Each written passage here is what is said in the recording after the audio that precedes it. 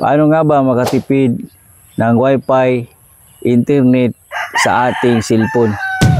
Ibig sabihin, pag kumunik sila sa ating internet o kaya sa ating data, ay malilimit ang kanilang pagkukonsumo. Sa pamamagitan nito, makakatipid tayo ng internet at ahaba ang data natin ayon sa araw na pagka-expire nito.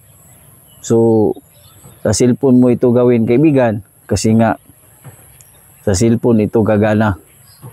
So, ito yung hotspot, yung tayo ang nag-hotspot at sila yung nakikonek. So, ganito ang gawin, kaibigan. Kung interesado kang matuto, i-follow at i-subscribe na rin ako. Let's go! Okay, shout out po sa lahat mga kaibigan. Isang like at share naman dyan, kaibigan.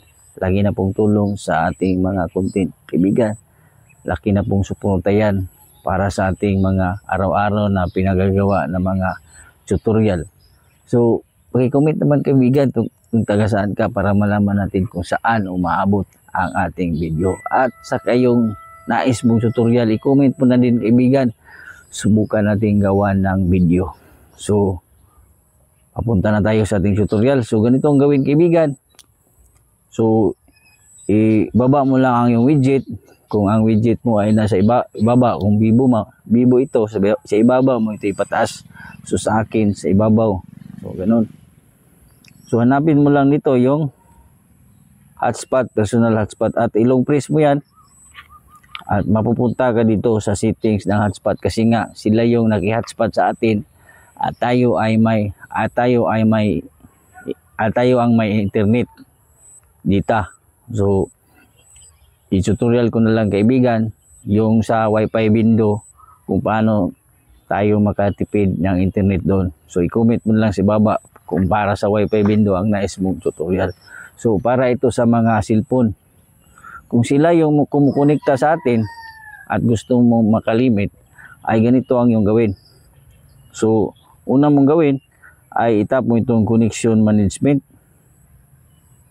Then, makikita mo itong data usage limit at itap mo.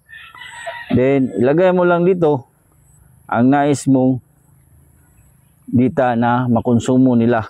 So, halimbawa, 1 GB o kaya 500. O, depende na po sa inyo. So, kung medyo kuripot ka, 500 MB. O, kung galante naman, 1 GB.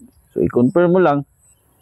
So, pag nag-open ka ng yung hotspot at naki-hotspot sila, kaibigan, ay 1 GB lang ang kanilang makonsumo at bigla itong mag-turn off ang kanilang mga internet. At sa ganyan paraan, kaibigan, nakakatipid ka ng internet data ng iyong phone at nagawa mo pahabain ang data load ng iyong phone. So, ganun lang, kaibigan. Huwag kalimutang i-share natin videos. Tandaan, ang kalaman ay kayamanan. God bless po sa ating lahat.